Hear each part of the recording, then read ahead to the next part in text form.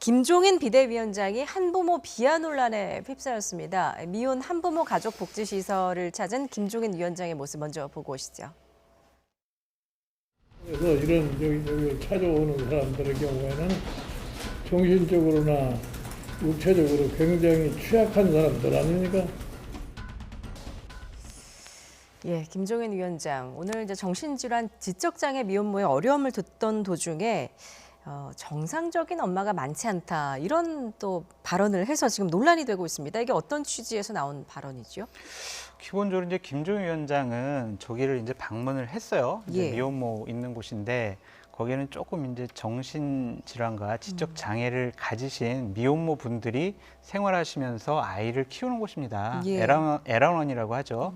근데 저희 가서 그냥 저런 말씀은 절대로 하지 말으셔야 할 말씀을 하셨다라는 생각이 듭니다. 잘못했다고 솔직히 시인을 하셔야 되는 게 맞다라고 보여져요. 오늘 아직까지도 김종인 위원장은 저 부분에 대해서 실수다, 잘못했다, 사과를 안 하시는데 예. 저런 부분들은 말끔하게 잘못을 시인하고 사과하는 게 맞다라는 생각이 듭니다. 일선에서는 이런 또 우스갯소리가 있어요.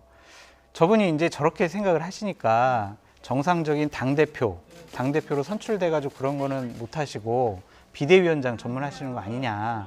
그런 또 막 비아냥거린 공격도 나오더라고요. 예. 그러니까 이게 자꾸 저런 거를 사전에 미리 수습하지 못하면요. 자꾸 계속 확대 재생산되는 비판을 받을 수밖에 없어요.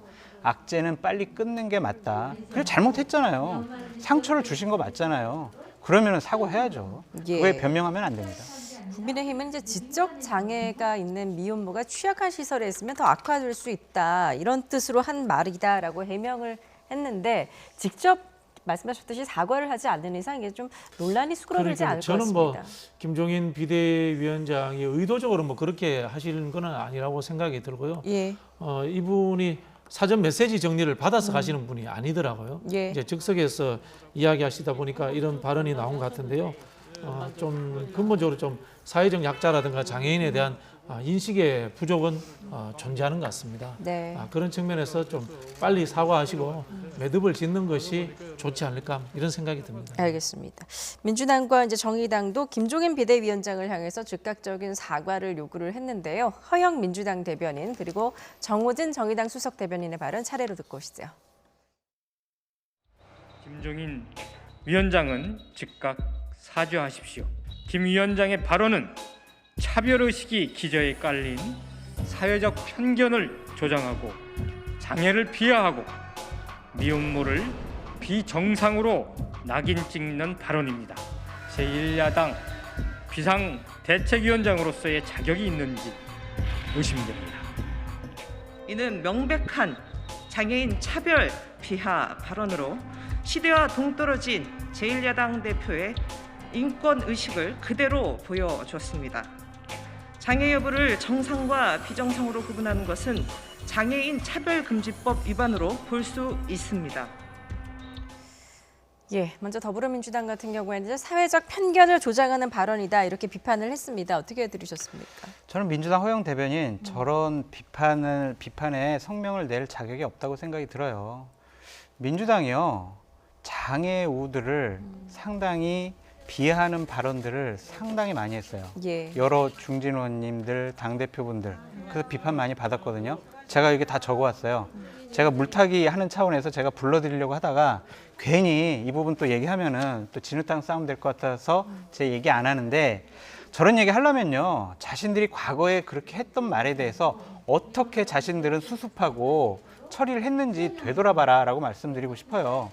그럼에도 불구하고 김종인 위원장은 잘못한 부분에 대해서는 사과하는 게 맞다라고 말씀드립니다. 예, 지금 선거철이기 때문에 사실 자그마한 말실수가 또 그 표심에 큰 영향을 주기도 하잖아요. 어떤 영향을 미칠 거라고 보십니까?